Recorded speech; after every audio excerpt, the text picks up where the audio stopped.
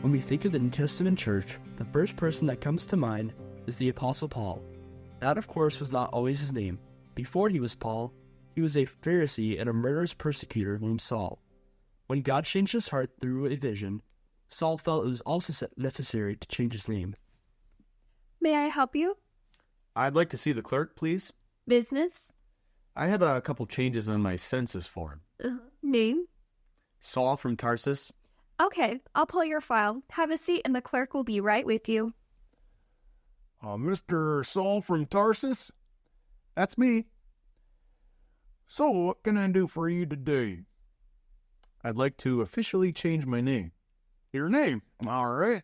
I'm gonna need to go over your bio just for the record. Let's see. It says here you're a Pharisee, tent maker, and... religious persecutor?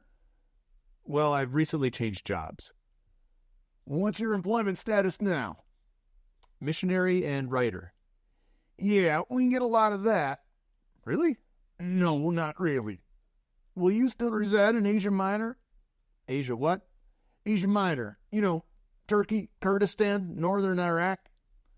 Oh, well, I plan to travel a lot, but I suppose for tax purposes I'll maintain my residence in Asia Minor, yeah. Many celebrities do that. Very smart. Now, about this name. Yeah, I was thinking I would change my name from Saul to Paul. Saul to Paul. How creative. Well, it wasn't meant to be creative. Reason for change? I'm changing because of a recent bout with blindness. Come again. I was blinded on the road to Damascus by a vision. Say what? I was blinded on the road to Damascus by a vision of Jesus. I may have missed a few steps here, Chief. What I have on this form under reason for name change is marriage, celebrity status, religious conversion, or other. It says nothing about illness. So which one's it gonna be? I guess it would fall under religious conversion.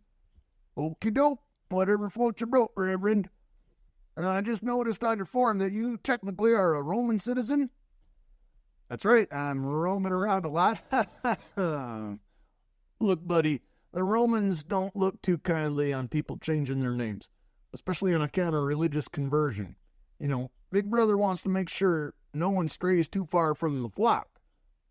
I had no choice. I was on my way to Syria to arrest and beat down a few Christians, see, and this blinding light hits me. Wow, really? Right. I was knocked from my horse, and this voice came out of the light. Saul, Saul, why do you persecute me? Amazing. That happened? So I said, who are you, Lord? And the voice answers, I am Jesus, whom you persecute. So you passed out from the light and came to, and now you want to change your name? Well, pretty much. God chose me and was gracious enough to open my eyes to a new world and a new person, even though I didn't deserve it. Now that's grace. I hear you, guy. Amazing grace. I gotta tell you, Rome ain't gonna like the name change business.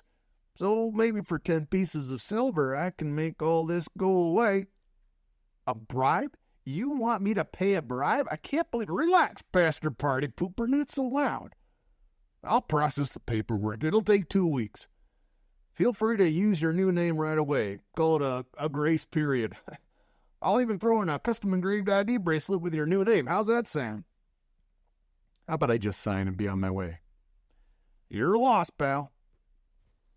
Yes, God worked powerfully on Paul to bring him to faith and give him boldness to do mission work in places across Europe and Asia.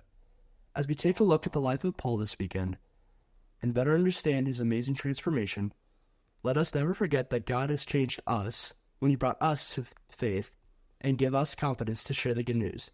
Through him, we have been made new. We'll learn more this weekend during our catechism event. Be sure to answer this week's question.